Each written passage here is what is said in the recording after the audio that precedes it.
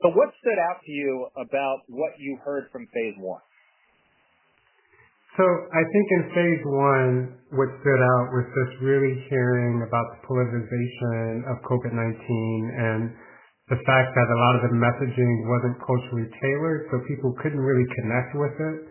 And just thinking through ways in which the coordination wasn't all that effective, where you would see people assuming that you can go to one place but actually need to be at another place, and then transportation became barriers. So I think just coordinating what assets that we had available to be more efficient in the delivery.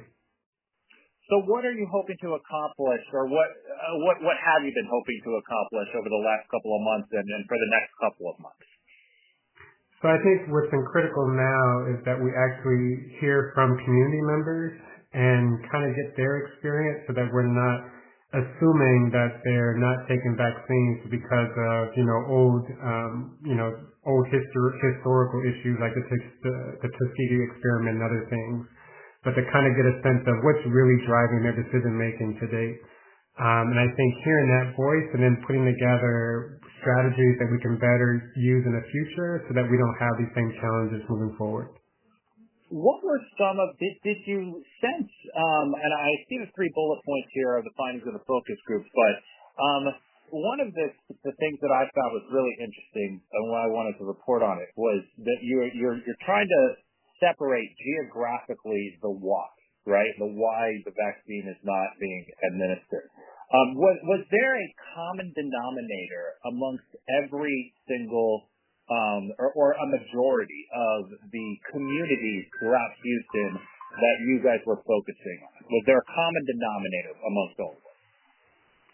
Yeah, I think probably a common denominator has been 2 pieces that come to my mind. One, the messaging and the data associated with COVID-19 has seemed to just disappear, and it has given people a false sense that this pandemic is actually over.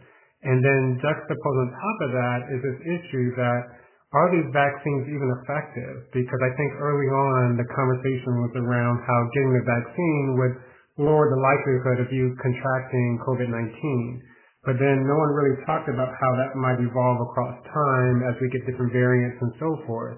And so people are wondering, well, why bother if I'm just going to ultimately get it at some point in time, without thinking about the impact that the vaccine could have and also reducing hospitalizations, death rates, and the persistence of long COVID.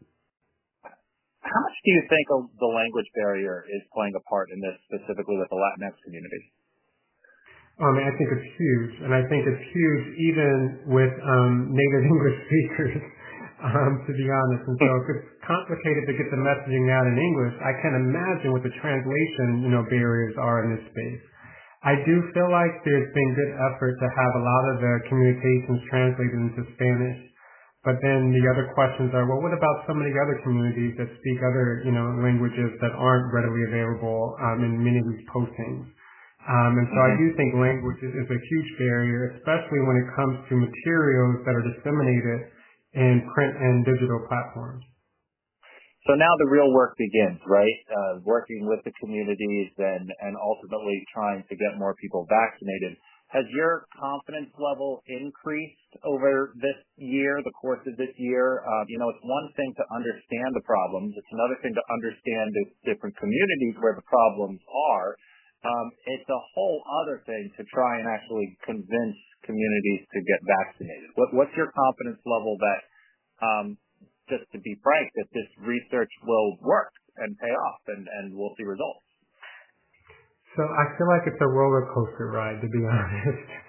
So on the one hand, in the very beginning, I'm like, wow, we're getting really good information. We could actually address a lot of these things, and we felt like things were moving in a positive direction. And I think sometimes you just feel like the rug is pulled out from up under you, where, now all mitigation strategies have been taken away. Now you can fly without masking. And now, COVID, you can't even get decent stats anymore. And so folks are like, well, why is it a problem if I'm not hearing about the rates rising? And even right now in Harris County, our positivity rate is over 21%, but that's probably a severe lower limit because we're not testing as much as we used to. And so without the real information in front of your face, I think it's really hard to convince people that behaviors have to change without the worst possible scenario happening, and that's when loved ones contracted and passed away. And then now you feel like, oh my goodness, this is really real. Why didn't we think about this earlier? And so I think there's an interaction effect of we can be responsive to what the community needs, but it has to also be coordinated with the national messaging being consistent and readily available so that people have the data they need to make informed decisions.